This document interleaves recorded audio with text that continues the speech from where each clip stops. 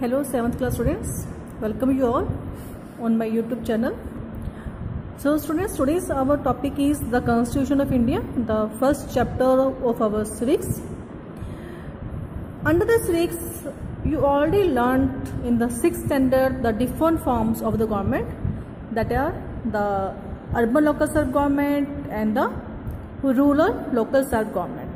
And in the 6th part, you learned how a government works, what are the rights and duties of the citizen. So today in our new chapter you learned about the Constitution of India. So firstly here the meaning of the Constitution is given to you. What is a Constitution? A Constitution is a set of rules and laws according to which a country is governed. So Constitution क्या होता है? एक set होता है, it is like a document, set of documents. It is an Indian Constitution in the written form, तो written में है हमारे पास अवेलेबल, तो जिसमें ये प्रोवाइड होता है कि एक कंट्री जो है किस वे से गवर्न होगी, एक कंट्री को गवर्न करने के लिए रूल्स क्या हैं, रेगुलेशंस क्या है, लॉज क्या हैं. तो क्या है constitution? A set of rules and laws according to which a country is govern. After this, a constitution defines the form of the government. Form of the government means ये government किस type की है, whether it is a monarchy or a democracy. Monarchical government है, monarchy means king और queen का rule है यहाँ पर, या फिर democracy का मीन्स क्या होता है, when the people elect their representatives, elect their leaders through the voting system. तो कॉन्स्टिट्यूशन बताते हैं हमें कि गवर्नमेंट किस टाइप की है, मोनार्की है या फिर डेमोक्रेसी है. Then you know it very well, our government is the democratic government. India की जो गवर्नमेंट है वो डेमोक्रेटिक गवर्नमेंट है, क्योंकि हम अपने रिप्रेजेंटेटिव्स को, लीडर्स को इलेक्ट करते हैं through the voting system. Next feature is given that it defines the relationship between the government and citizens. तो बेटा ये हमें डिफाइन करता है कि रिलेशनशिप क्या है, गवर्नमेंट और सिटीजन्स के बीच में रिलेशन क्या है. And it also sets down the powers and functions of the government. Governments की powers क्या है, गवर्नमेंट कौन कौन से functions perform करेगी for the welfare of the citizens, ये सब कुछ define करता है constitution.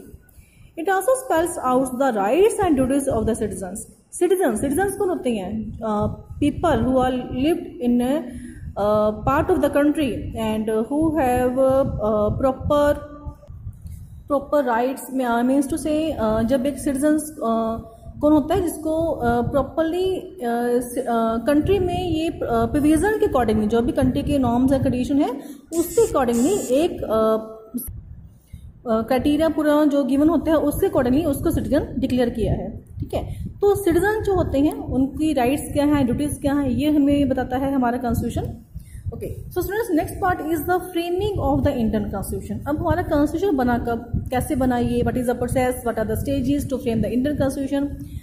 So you know it very well, the Britishers came to India as traders in 17th century. तो ब्रिटिशर्स बेटा इंडिया में एज ए ट्रेडर्स आए थे. ट्रेडर्स में व्यापार करने के लिए आए थे 17th सेंचुरी में. However, over the next 100 years, तो जो नेक्स्ट 100 years थे, they conquered different parts of the India. उन्होंने पूरा का पूरा जो इंडिया था अपने कंट्रोल में ले लिया, पूरा का पूरा इंडिया कंकर्ड कर लिया. They removed the different rulers from the different parts of the India, and by 1856, India become a British colony. Colony का मीन्स क्या होता है? Colony means when a powerful nation control a weak nation to use its resources.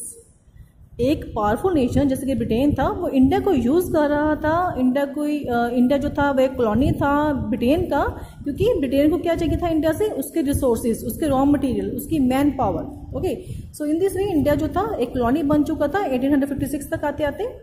And then in 1857 first war of independence, जो हमारे देखो country में freedom struggle start हुई, आज़ादी के लिए जो फर्स्ट फ्रीडम स्ट्रगल स्टार्ट हुई वो कब हुई? 1857 में. तो फर्स्ट टाइम रिवोल्ट किया जहाँ के रूलर्स ने, जहाँ के लोगों ने engage the British rule, but they found little success. But यहाँ पर देखो उनको सक्सेस नहीं मिली, क्योंकि जो ये रिवोल्ट था इट वाज सप्रेस्ड, इसको खत्म कर दिया गया by the Britishers.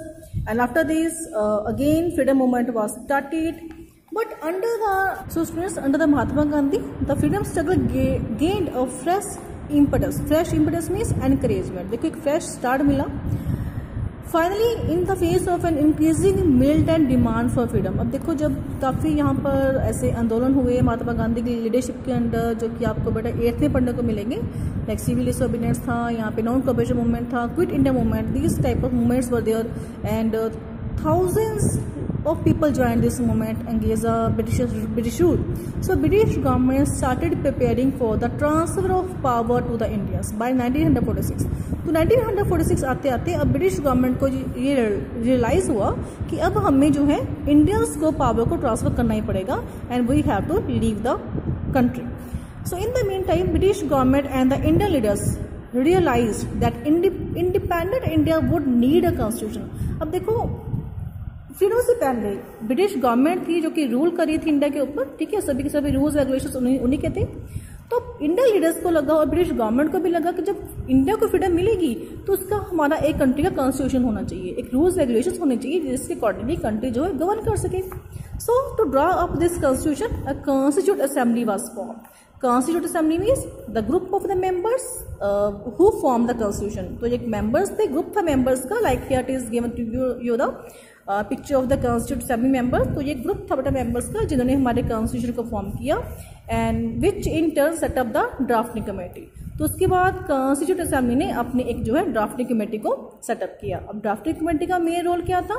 Drafting committee का जो मेजर जो टास्क था, जो मेजर चैलेंजिंग टास्क जो था, ड्राफ्टिंग कमेटी के ही पास था. क्योंकि देखो ड्राफ्ट करना था पूरा का पूरा कॉन्स्टिट्यूशन, जो सारे के सारे रूल्स रेगुलेशंस क्लॉजेस क्या होंगे, ये सब कुछ किसने डिसाइड करना था? ड्राफ्टिंग कमेटी ने. So drafting committee has to consider the culture, linguistic and the religious diversity of India. अब आपको पता है जो हमारी कंट्री है वो एक डाइवर्स कंट्री है, यहाँ पे डिफरेंट टाइप के कल्चर है, languages are different, linguistic means languages, different languages आती है, रिलीजन्स आर डिफरेंट. तो सभी कम्युनिटीज को देखना था इन्होंने, सभी कम्युनिटीज के फेवर के लिए ही इन्होंने को देखकर इन्होंने जो है कॉन्स्टिट्यूशन को फ्रेम करना था. So to help them in this task the members of the committee studied the constitution of different countries. तो उन्होंने काफी कंट्रीज के जो कॉन्स्टिट्यूशन को स्टडी किया, like USA, France, then Irish constitution also. So to draft the constitution was completed in less than 3 years. तो जो drafting थी बेटा वो लेस देन 3 years में कंप्लीट हो चुकी थी. Actually it took 2 years, that 11 month plus में 18 days.